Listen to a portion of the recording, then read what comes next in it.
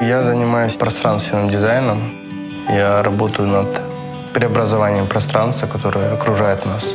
И я решил попробовать, потому что я, допустим, моделировал что-то в виртуальном пространстве. Захотелось это в реальном пространстве воплощать, да, понять эти процессы, как вещи овеществляются, да, так скажем.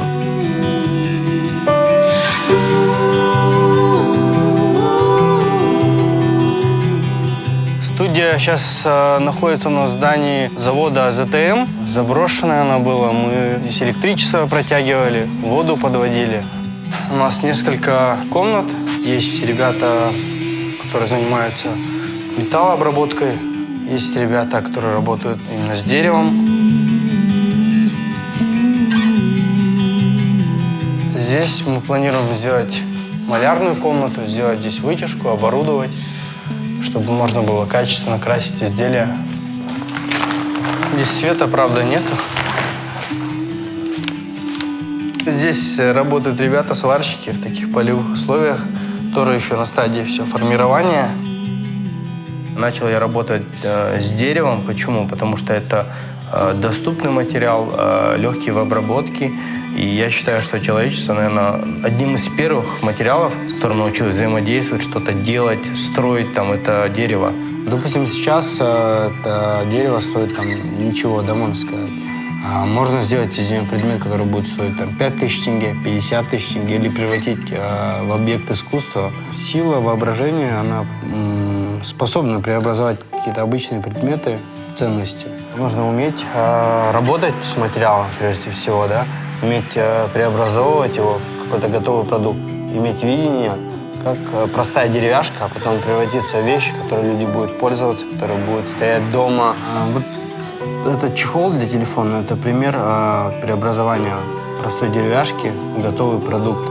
Мы делали иллюстрацию с картой Алматы, с горами в Скоктюбе, с гостиницей «Казахстан», с цирком.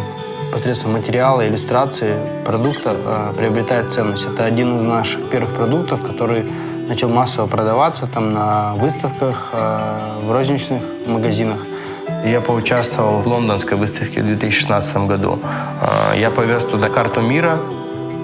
Карта мира вообще очень много людей притягивала. Она была таким центром притяжения, потому что Лондон мультинациональный город, и там со всех уголков планеты есть люди.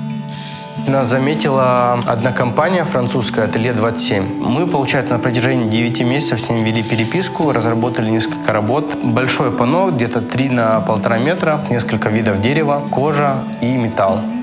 На ней изображены 2 девушки танцующие. Это, получается, казахский танец, такой прощальный, когда девушка выходит замуж, она танцует там со своей близкой подругой или с родственницей. Хороший дизайн – это вообще незаметный дизайн. Человек им пользуется автоматически и не думает, что эту вещь кто-то там придумал, да, кто-то работал, там, чертежи делал, да, делал рендеры там. Она просто существует, и все, он принимает ее как данность. Многие видят готовую красивую картинку и думают, что этот результат достигается быстро, но за этой картинкой стоят часы там, работы интеллектуальной, работы физической, за станками, за подбором материала. Воспитание как бы очень сильно на меня повлияло, потому что, допустим, отец всегда нам говорил там, работать руками там, по дому. Да? Дедушка в свое время он занимался поставками леса из Сибири. У него столярка тоже была, они окна делали, двери. Работа руками она как бы дала, так скажем, багаж, с которым я как бы еду до сих пор. Я считаю, что у меня компания пока небольшая, да.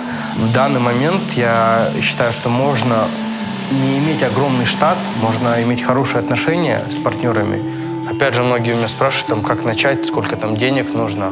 Начать можно вообще с нуля. Я когда начинал, у меня вообще не было там, финансов, я не знал, какие станки там брать, какое оборудование брать, но все в процессе изучается и узнается. Аренда, допустим, зарплата людям тоже закладывается всегда в наш бюджет, в какие-то проекты. Когда мы предоставляем смету клиентам, они видят общую там, цифру, там, разбитую на несколько позиций, но за ними стоят множество операционных расходов, которые составляют около там, 15%, может быть, иногда и более. Обязательно понимать, для чего ты это делаешь. Много раз бывало, там, ошибаешься или не знаешь, но надо пробовать каждый раз, и в конечном итоге что-то получится. Ни с чем не сравнимо для меня было, когда ты что-то делаешь, и потом человеку это нравится, он хочет видеть это у себя дома. Наверное, для этого основная работа и происходит, я так думаю.